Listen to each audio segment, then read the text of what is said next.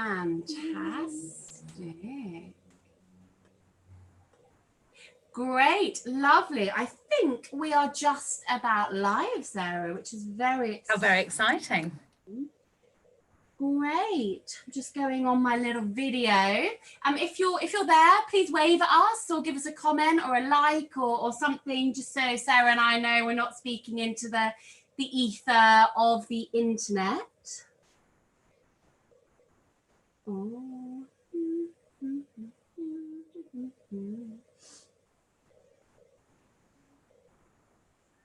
Great. Just waiting for it to load. Sarah, are you melting? Yes. Yes, I am. It's very hot in the conservatory. Very hot.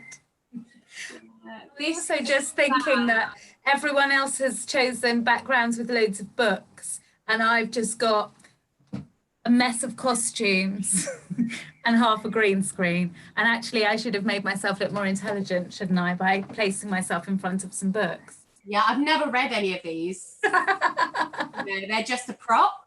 And if you open them, it's actually Beth Mann, our stage manager, has made them, and there's nothing inside. I've missed a trick. Yeah. But what's the green screen for, Sarah? The green screen currently, well, it's been used for several Zoom shows, but over the course of this weekend, it's being used for All That Glisters, our current murder mystery. Sold out this weekend, but one just put on for next Friday if you want to buy tickets. Oh, a little cheeky plug there. Smooth. Okay, Jane says hello. And hello, Jane. Says good afternoon. Hello. Nice to see you. And we've got a little heart and a little wave. I didn't know you could do both those emotions. Oh, we're actors. We can heart and wave at the same time. This is great. So for those of you who are joining us for the first time, this is part of our Everyday Miracles project. So on a Monday, there's some theatre making videos. On a Wednesday, there's a wellbeing video with our drama therapist. And on a Friday, you can join me live on YouTube as I chat to a GSC guest every week. So this week we have the wonderful Sarah Gobran with us. So Sarah, do you want to tell us a bit about your role in the company? I hear you've had quite a substantial role. Well, you could say that. It was my idea. So I'm just going to take that one. Yes, so Matt and I set up Guildford Shakespeare Company 14 years ago and have been co-producers ever since. So more specifically for me, that involves budgeting, spreadsheets, all the fun stuff. So getting the money in, funding applications, but it also means sort of heading up the creative teams, getting those teams together. So the directors, the designers, set, costume, sound, lighting, the acting team I cast, getting all of those together and liaising with the venues to make sure that those productions can happen. So sort of financial side and creative side, as well as working with you on education. Nice. How many people tend to be involved in a summer season if you think about designers? I would say probably about 25, somewhere around that. Yeah. Nice. Yeah, really, really interesting. Matt spoke to us last week a bit about founding the company with you. And how he said, oh, I'll do it for the summer and then see what happens. And then I didn't let him leave. I'm very powerful, you see. Yeah. Very exciting. Great. Do you have a favourite role during your time at GSC? I know. The thing is, I fall in love with each and every character that I've played, I think. Even the baddies, and I don't think I've ever really played any baddies. I think they're all nice people. But you do fall in love with them. I think ones that hold special places in my heart would be Kate from Taming of the Shrew. I've played her twice.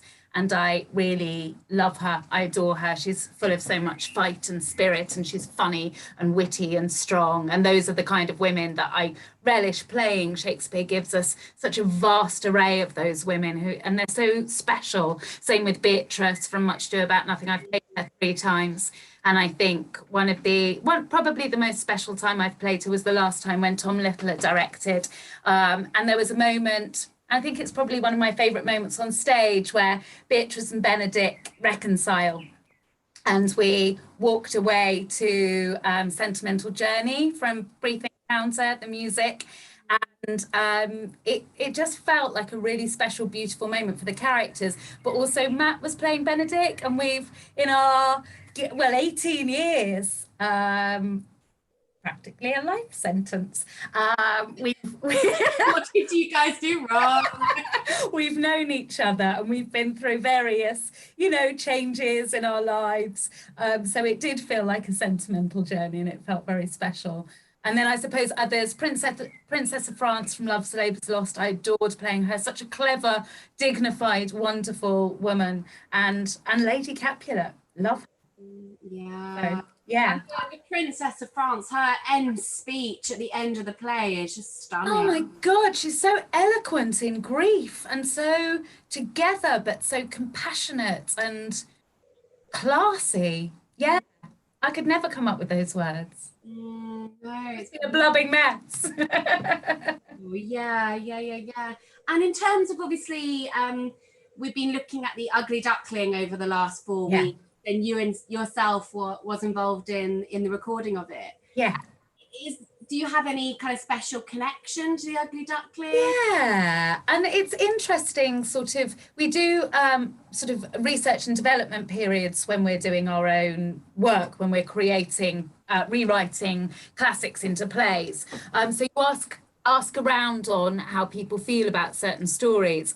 And what's been really interesting about the Ugly Duckling is just how many people seem to feel the same way about it. I think everyone I've spoken to feels an affinity with that connection of feeling like the Ugly Duckling, whether it's physically, whether it's emotionally, whether it's just feeling a bit isolated. And yeah, as a child, I always remember thinking, oh, maybe one day I will turn into a swan, and I did.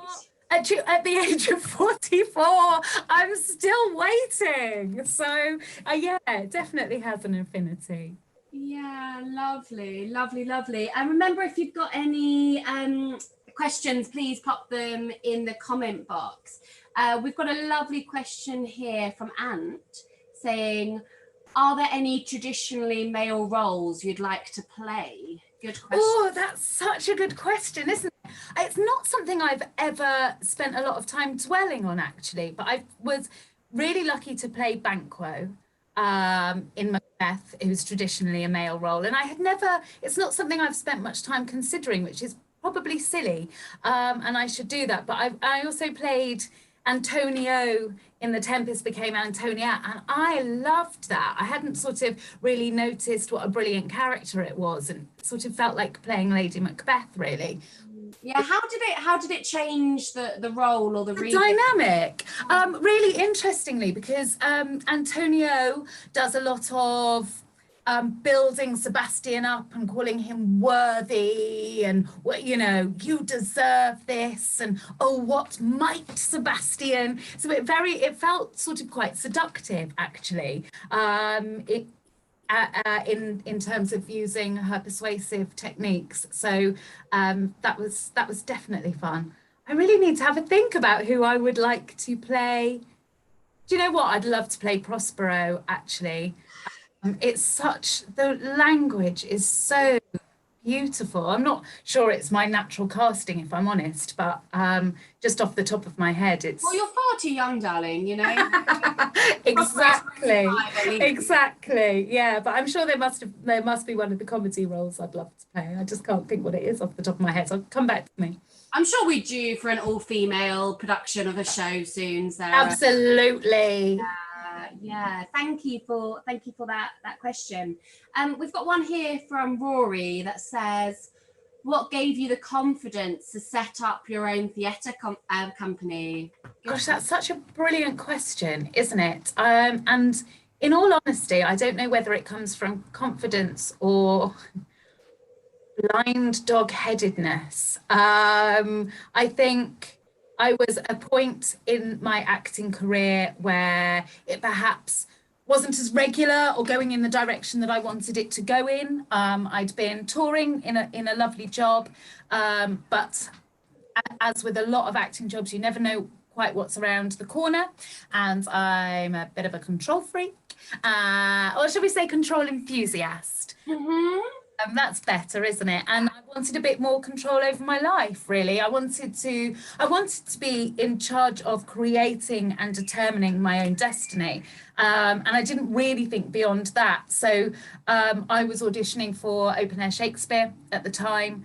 And as I was auditioning, I just couldn't stop thinking that why doesn't Guildford have a professional open air Shakespeare company? And the more I thought about it, the more I thought, if somebody else does this, I'm going to be so cross. So whether it was confidence or just determined not to let anyone else have a go, I don't know.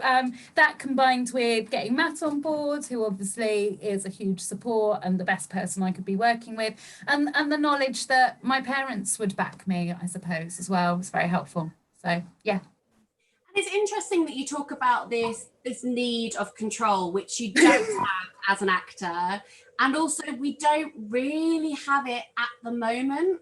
No. We spoke a lot in the wellbeing videos this week about, you know, how are we finding the current situation? What are we struggling with? And I just wondered if you minded sharing. Yeah, it's a really good question, Fran. And I think well done. I think if you'd have said this to me on the 23rd of March, my answer would be very different. And as we started to approach lockdown, I personally, business side, started to get very, very frightened. I'm naturally an extrovert.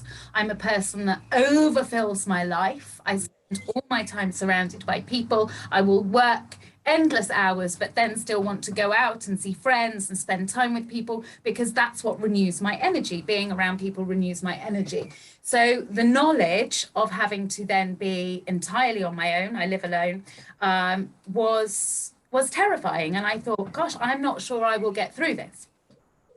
I have, so yay. But also the knowledge that how on earth does a theatre company continue, and education continue, and actually that just becomes what's happened is the result of working with a brilliant team of people, including you. I feel like Guildford Shakespeare Company is a family of the best human beings I could possibly work with, whether they're full-time employees or freelancers or volunteers or trustees. And we all just got our heads together and went, how do we make this work? How do we transfer our product onto screen? And I also want to say thank you so much to Mr. and Mrs. Zoom, because what an extraordinary thing this is, that we're able to have this conversation now and people watch it, but we've been able to teach our classes and being able to see those people on a Saturday morning and teach the children that we would normally see face to face. It's wonderful to be able to connect with them still, but also then to be able to transfer our medium of theatre onto Zoom. So far you just got to, and I suppose that is controlling as well in a way, isn't it? Because the answer is, how do we make this work, and what are we going to do, and how do we take the controls back within whatever is available to us?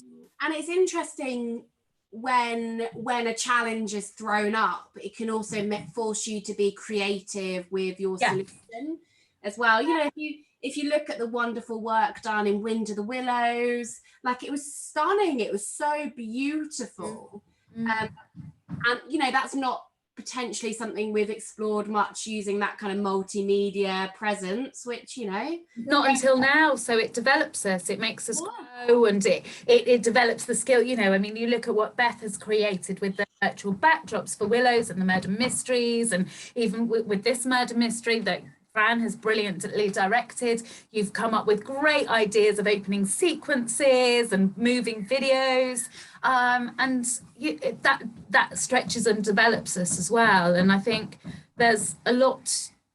Well, there's a lot to be said for and against being a small theatre company. Obviously, the against is that if we go under, we're not going to get rescued. Whereas the RSC, no one's going to let the RSC go down, but no one will even notice if we go down, apart from our loyal audience members and the 130 people we employ a year.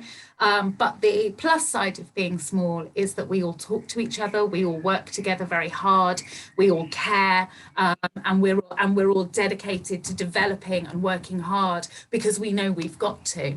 Yeah, and you know, when it comes to your chance of playing Prospero in a couple of years, like Beth will have all these lasers, animatronics, like everything thrown at Exactly. your area. Exactly. Yeah. Okay, we've got a couple more questions. If you had a limitless budget, which of the plays would you choose to produce and how would you do it? Good. Oh question. my word, what a question. Well, let's do it. Well, do you know what? I think it would need to be something spectacular like The Tempest, wouldn't it, really? I'd like to have people walking on water. I'd like to have Darren Brown would be the choreographer. Darren Brown would be the choreographer.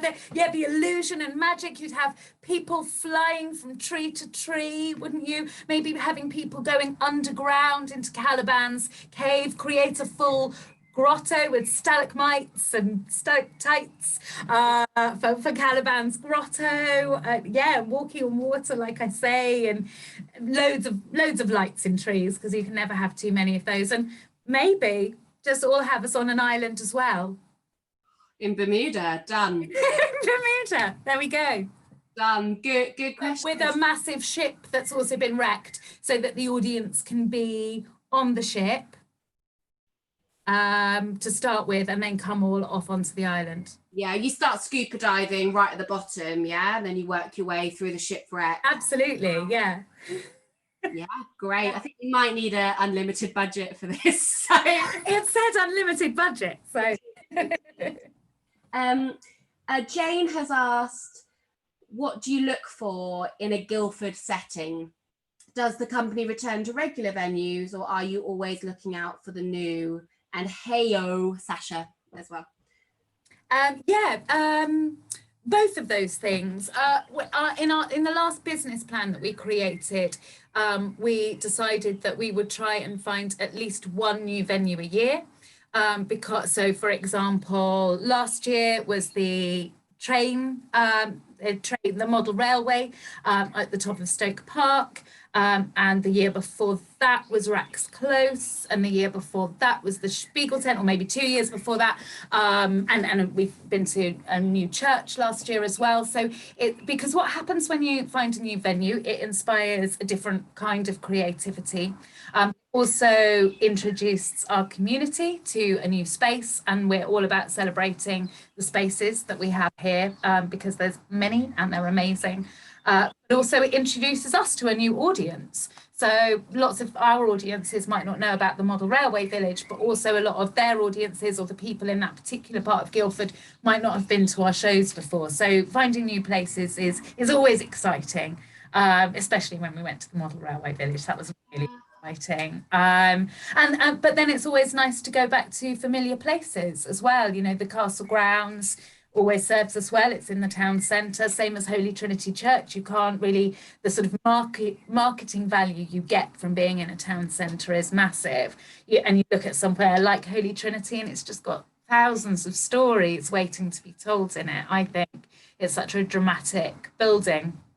And what I love about Trinity is I've seen 3 productions there. So Romeo and Juliet, Measure for Measure, and Macbeth. And they're all used at a completely different way. Like you'd think they were a completely different space. Yeah, it's a very transformative space, I think, which is really useful. My favourite venue is the Law College, though. I love it. It feels like going home when we go there. Yeah. They're great toilets as well, which we Oh don't. my God, indoor toilets, it's like absolute bliss. And a shower. All those things. Extreme ones where I had to be covered in blue paint. So I got to have a shower every night. It's lovely. Not that I don't have a shower. Moving on, and this might link in, Sarah, I'm not sure. We've got a question here. How have you and the company been dealing with lockdown?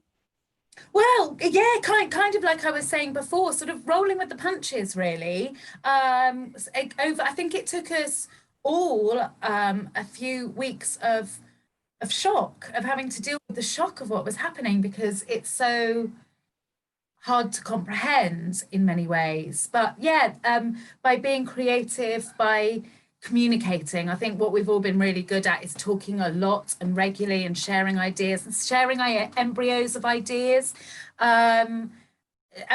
In order to work out how they develop. You can't really sort of go, oh my goodness, this is really, really awful. How am I going to mend this situation? And try and work it out on your own, because it feels like it's been a giant jigsaw puzzle to which we've had no answers whatsoever.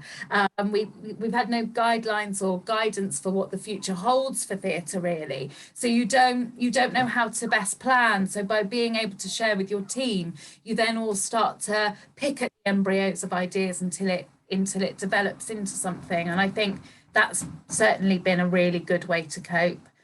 Me personally, like I say, I'm an extrovert. I'm used to spending time with people. I have learnt to like my own company. So that's on me. Yeah, I'm not quite as bad as I thought I was. Yeah, Louise spoke a lot in the video this week about regulating your emotions, because we all need to acknowledge that I have a morning where in the morning I want to cry, in the afternoon I'm laughing, in the evening I'm shattered. So in one day, you can have the emotions. Yeah. And Louise mentioned, going for runs or walks or meeting friends. I just wonder if there's been, I know you're quite a runner, aren't you? Yeah, I am a runner. Funnily enough, I've done less running during lockdown than I have done normally. I've run quite a few half marathons in my time, but I haven't done much running. I feel like I kind of needed to do something different. So I've been doing a lot of online classes, dance classes and high intensity classes and body combat to punch stuff out. But exercise is quite key for me. It's something that I need to get oxygen into my brain in order to be able to sort of feel fully mentally healthy and physically healthy. Very important, but also acknowledging how you're feeling, I think, and thinking, sometimes saying, I'm just going to have to cry, there's nothing I can do about it, and not putting on a brave face. There's been a few times, Fran, where we've had a conversation and I've ended up getting a bit emotional, and deep down you think, oh, don't do that to a colleague and an employee, you can't do that, but actually we're all feeling it, and it's healthier to be honest about how you're feeling. And personally, I think showing emotion is brave and not weak. So then allows, so next time I'm feeling like that, I don't go, oh, I'm talking to Sarah, I need to put on a brave face. Exactly. Permission as well. Yeah. Really important. Yeah, thank you for being so open and honest about that. If you've got any other questions, obviously put them in the comment box.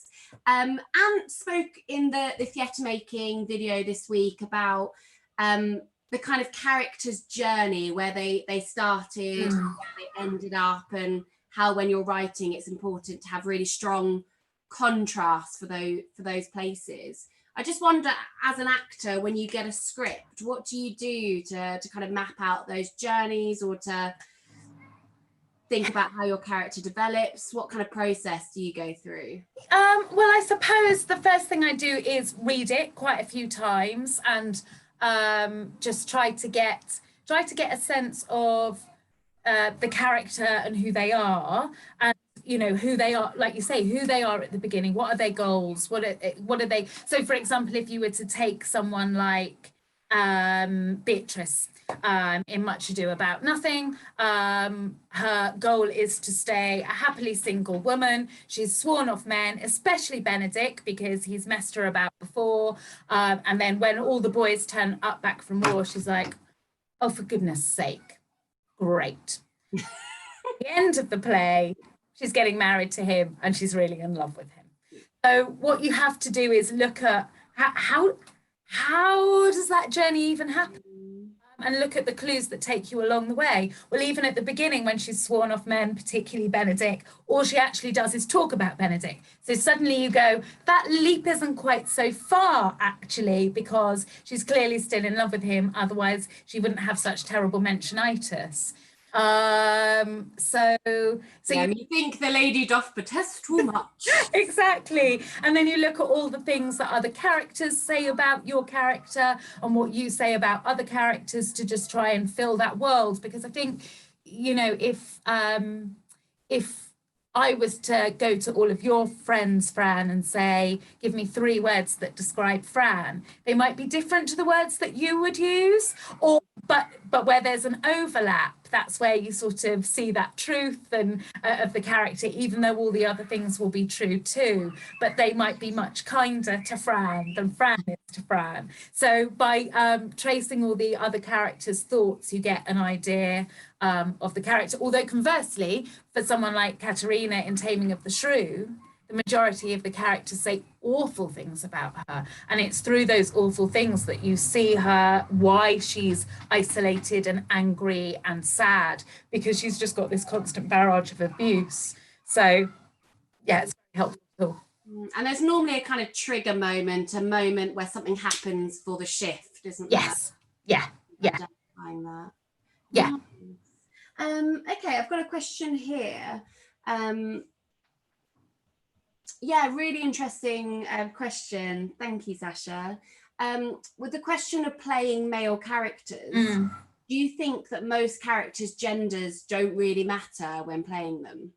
Yeah, definitely, because we're all people at the end of the day, aren't we? And what we're generally talking about is a casing, and what I'm interested in is what's on the inside. And of course there are as we found out with our experiment with Measure for Measure, it's the stereotypes and expectations that we put on gender that sometimes change our feelings about certain behavior in one gender, or how one gender may behave. So in some ways, it can change the story, because we do behave differently as different. And our perception. Yeah, exactly. But at the same time, I think it's really interesting to explore. For example, we've had a female Leonato, and the difference of watching that female Leonato spurn Hero compared to the father Leonato do it was really, really interesting. And neither is better or right, but it's interesting. And our job is as storytellers, and I think we should tell stories in as many and varied ways as we can. Lovely. So we've got time for a couple more questions, and we've got here, do you prefer overseeing the company or acting, and does being the boss limit your acting time? Really good question. I can't answer the first question. I love producing. I love having an embryo of an idea, especially when it's something quite big like the Measure for Measure gender swap, or Alice in Wonderland, traveling to 3 different venues and working out how on earth you make that happen. I love difficult logistics. I really love the challenge of all of that, and I love creating ideas with other creatives and working out where that goes. I love working with all the designers and directors and actors, and just seeing how really amazing, incredible, talented people take something that is just black and white on a page to something that is a complete world. And you can't do that alone as a producer. You need every single human being as part of that. And it's really humbling, and it's a real privilege to watch all of that happen. So I could never not produce again. I could probably not act again. But we're not going to force you to. But it's such a big part. I mean, I've been acting, not professionally, but I've been acting since I was 7. So the thought of not acting is yeah, I don't want to do that. But yes, running the company does limit my time. I've not ever done an autumn show because there's just too much to prep for the year ahead. And for about 4 or 5 years, I didn't do a winter show either, because that was the time when I was setting up the education side of Guildford Shakespeare Company. At the time, there was only Matt and I. So something had to give. Okay, we've only got time for one more question that we have here, which is, as a producer casting a show, do you find it difficult having to give the actors disappointing news if they haven't been cast, especially having been on the other side of the process as an actress? Yeah, especially when they're actors that have worked for you before, and you have a relationship with them, and you know you adore them and you adore their work. It's because sometimes it's not that you don't want to work with them, it's just that they don't quite fit the director's vision of that character. For another director, they might be perfect as that character, but for what that director needs, they might not be quite right, or it might be that the blend of the relationship between one character and another the dynamic doesn't quite work. So yeah, when I'm turning down people that I love and who I consider friends as well as colleagues, I find it really upsetting. It's disappointing, isn't it? And no one likes to disappoint people. But the first few times I had to do it, I was so scared that I'd be, oh, sorry to say that you've got the job, and that we'd turn up on the first day with 100 actors all play the same part, because I hadn't been able to say it, but I have. Yeah. And it's really, as an actor, you feel if you don't get the part, it's because of your talent, but it's and it's not. It never is. Time. Yeah. No. Anyone who's an actor and gone through the training and done the jobs, they're all talented. It's nothing to do with talent. Yeah. Lovely. Thank you so much, Sarah. Thank you. It was lovely. It was lovely to have you with us, and thank you for all your wonderful questions in the chat. It was really thank you, everyone. So for those of you that are joining me now for the GSC Zoom Cafe, you should have received your link already. If you haven't, and you're between 12 and 18 years old and under CAMS, feel free to email me. My address is on the Everyday Miracles website. It's eo@guildford-shakespeare-company.co.uk, and I'll open that up now. Great. Thank you very much. Bye. Bye. Bye. See you later.